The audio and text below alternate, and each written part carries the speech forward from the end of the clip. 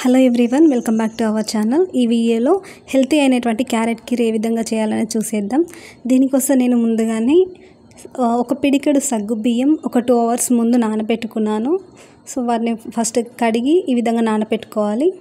And అదేవిధంగా కొన్ని carrots నేను శుభ్రంగా కడిగి పీల్ చేసి వాటిని ఈ విధంగా కడిగి పెట్టేసుకున్నాను. సో వీటిని మనం తురుముకోవాలి సన్నగా. ఇక్కడ నేను ఫ్రెష్గా ఉన్నటువంటి క్యారెట్స్ని మాత్రమే తీసుకుంటున్నాను. అవి అయితేనే టేస్ట్ చాలా బాగుంటుంది. సో చూసారు కదా, ఈ విధంగా నేను క్యారెట్స్ని తురుముకున్నాను. ఈ విధంగా తురుముకున్నటువంటి క్యారెట్ని ఒక గిన్నెలో తీసుకొని వేయించుకోవాలి నెయ్యిలో. సో ఇక్కడ మందంగా ఉన్నటువంటి ఒక డేక్షన్ నేను తీసుకుంటున్నాను.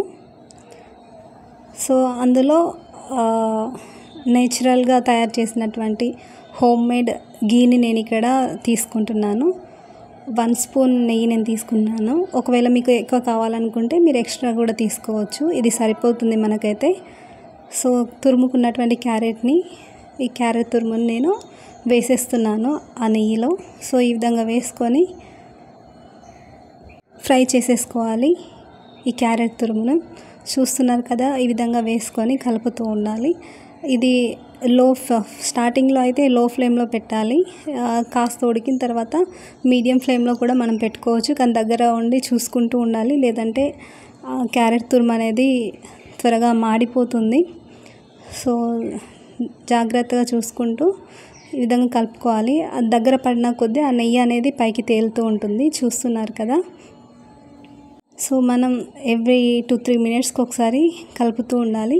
ఈ విధంగా కలుపుతున్నప్పుడే క్యారెట్ బాగా ఉడికి మెత్తగా అవుతుంది. మనం దాన్ని స్మాష్ కూడా చేసుకోవచ్చు. ఇందులోనే నేను ఇలాచీ గింజల్ని కూడా నేను ఇక్కడ తీసుకుంటున్నాను. చాలా వరకు పౌడర్ తీసుకుంటారు, కానీ నాకు మనం తింటున్నప్పుడు ఆ గింజలు అనేవి మన పంటికి తగిలే ఆ ఫ్లేవర్ చాలా బాగుంటుంది. సో అందుకే నేను పౌడర్ కాకుండా ఇలాచీ గింజల్ని నేను ఇక్కడ తీసుకుంటున్నాను. చూస్తున్నారు కదా, ఆయిల్ ఈ విధంగా దగ్గర పడుతుంది, ఆయిల్ ఇలా పైకి వస్తుంది కదా, చూస్తున్నారు కదా. ఈ విధంగా కన్సిస్టెన్సీ అయ్యేంత వరకు మనం కలుపుతూ ఉండాలి. చాలా దగ్గర పడుతుంది, క్యారెట్ కూడా ఉడుకుతుంది, మనకు తెలిసిపోతుంది మనం చేస్తున్నప్పుడు. ఇందులోకి నేను ఒక 1/2 liter చిక్కని పాలు నేను తీసుకుంటున్నాను. సో మాది పాల షాప్ కదా, సో అందుకే నేను లోకల్లో మేము తీసుకునేటువంటి ప్యూర్ చిక్కని వాటర్ కలపనటువంటి పాలని, ఒక 1/2 liter పాలని నేను ఇందులో వేసేసుకుంటున్నాను. చూస్తున్నారు కదా, వేసుకొని కలిపేసుకోవాలి. ఈ విధంగా ఉంటుంది. నెయ్యి అనేది పైకి వచ్చేస్తుంది.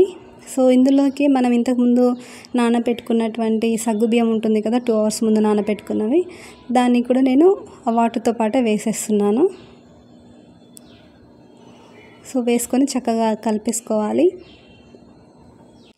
చూసారు కదా, గీ మొత్తం పైకి తేలుతుంది. సో ఈ విధంగా కలిపేసుకొని మనం ఒక కాసేపటి వరకు ఉడికించుకోవాలి. ఆ సగ్గు బియ్యం అనేది సగం వరకు నానినాయి కదా 2 hours ముందు, వాటిని కాసేపు ఉడికించుకోవాలి. ఇందులోకి నేను కొబ్బరి పొడిని కూడా నేను యాడ్ చేస్తున్నాను. ఒక 2 spoons అంతా కొబ్బరి పొడిని నేను యాడ్ చేస్తున్నాను. మీకు కావాలనుకుంటే ఇంకొంచెం కూడా మీరు ఫ్లేవర్ యాడ్ చేసుకోవచ్చు. దీంతో పాటుగా మీరు ఫ్రై చేసుకున్నటువంటి డ్రై ఫ్రూట్స్ కానీ బాదాం, కిస్మిసెస్ అవి ఉన్నట్లయితే మీరు యాడ్ చేసుకోవచ్చు. నా దగ్గర అవి ఇప్పుడు అవైలబుల్ లేవు కాబట్టి నేను వాటిని స్కిప్ చేస్తున్నాను. కొబ్బరి పొడిని కూడా మీరు స్కిప్ చేస్తే చేసుకోవచ్చు, ఉంటే మాత్రం టేస్ట్ బాగుంటుంది. అది ఉడికే లోపల నేను బెల్లంని తురుముకున్నాను. ఇక్కడ పాలని చిక్కల పాలు తీసుకున్నాను కదా, సో దానికి తగ్గట్టుగా బెల్లం నేను తీసుకున్నాను. ఒక 2 cups అంత బెల్లం తీసుకున్నాను. చూస్తున్నారు కదా, ఈ విధంగా మరుగుతుంది. సో సగ్గు బియ్యం చాలా వరకు ఉడికే ఉంటుంది, ఒక 80% వరకు. చూస్తున్నారు కదా, మనకి అక్కడ ఉడికినట్లుగా ట్రాన్స్పరెంట్గా కనిపిస్తుంది సగ్గుబియ్యం. సో ఆ విధంగా ఉడికితే చాలు, ఎందుకంటే అది మనం దించేసిన తర్వాత దగ్గర పడిన తర్వాత సగ్గుబియ్యం ఇంకా మెత్తగా అయిపోతాయి, పూర్తిగా మెత్తగా కాకుండా. సో ఈ విధంగా కొంచెం ఒక 70 లేదా 80% ఉడికేంత వరకు మనం తీసుకుంటే సరిపోతుంది.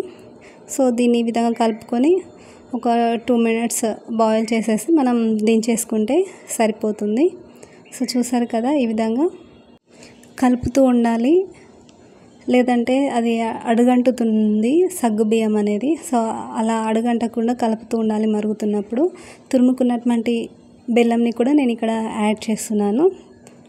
ఈ 2 కప్స్ అంతా టీ తాగేటువంటి కప్స్ ఉంటాయి కదా, దాంతో 2 కప్స్ తురిమిన బెల్లం నేను తీసుకుంటున్నాను ఇక్కడ.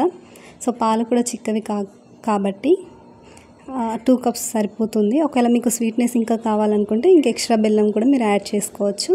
బెల్లం వేసిన తర్వాత జస్ట్ ఒక 2 మినిట్స్ బాయిల్ చేస్తే సరిపోతుంది. జస్ట్ బెల్లం కరిగేంత వరకు. ఇంకా ఎక్కువసేపు బాయిల్ చేస్తే అది టేస్ట్ చేంజ్ అవుతుంది. సో ఒక 2 మినిట్స్ బాయిల్ చేసి దించేస్తే సరిపోతుంది. ఇక్కడ మీరు ఫుడ్ కలర్ యాడ్ చేయాల్సిన అవసరం లేదు. ఇది అయిన తర్వాత థిక్ ఆరెంజ్ కలర్లోకి చేంజ్ అవుతుంది. సో ఈ విధంగా బాయిల్ చేసుకొని స్టవ్ ఆఫ్ చేసుకుంటే సరిపోతుంది. చూస్తున్నారు కదా, ఇంకా దించేసుకొని కాసేపు చల్లారనివ్వాలి. లేదంటే ఫ్రిడ్జ్ ఉన్నట్లయితే ఫ్రిడ్జ్లో ఒక 5 మినిట్స్ ఉంచేస్తే సరిపోతుంది. ఇక్కడ మీకు చూపించడం కోసం డైరెక్ట్గా వేడిగా ఉన్నప్పుడే బౌల్లోకి తీసుకున్నాను. చూస్తున్నారు కదా, సగ్గుబియ్యం ట్రాన్స్పరెంట్గా అయ్యాయి, ఉడికినట్లే మనకి. ఇంతే సింపుల్, ఎంతో హెల్తీ అయినటువంటి క్యారెట్ కీర్ రెడీ అయిపోయినట్లే. టేస్ట్ అయితే చాలా బాగుంటుంది. మా వాళ్ళందరికీ నచ్చింది. పిల్లలైతే దీన్ని చాలా ఇష్టంగా తింటారు. సో ఈ విధంగా హెల్తీ అయినటువంటి క్యారెట్ కీర్ని మనం ఇంట్లోనే తయారు చేసుకోవచ్చు. ఎంత ఈజీనో చూసారు కదా, మీరు కూడా ఇంట్లో ట్రై చేయండి. వీడియో మీకు నచ్చిందని అనుకుంటున్నాను. ట్రై చేసి టేస్ట్ ఏ విధంగా ఉందనేది చెప్పండి. మరిన్ని వీడియోస్ కోసం మన ఛానల్ని సపోర్ట్ చేయండి. Thank you so much. Bye bye.